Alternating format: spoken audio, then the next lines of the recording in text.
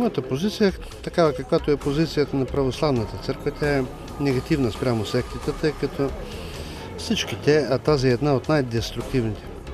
Всичките са деструктивни, всичките са негативни.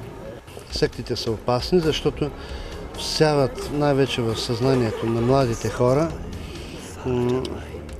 обществен, духовен, личностен релативизъм.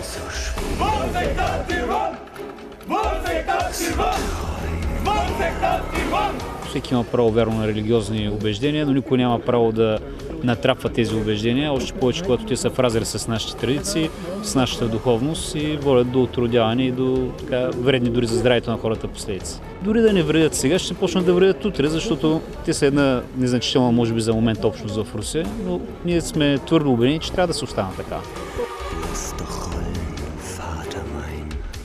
Ние поднаехме тази сала и имаме право да правим каквото искаме. Ви е празно, господине. Още сега.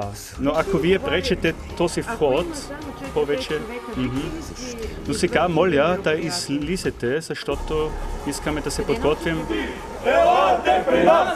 Елате при нас! Ще дойде при вас! Ще дойде при вас!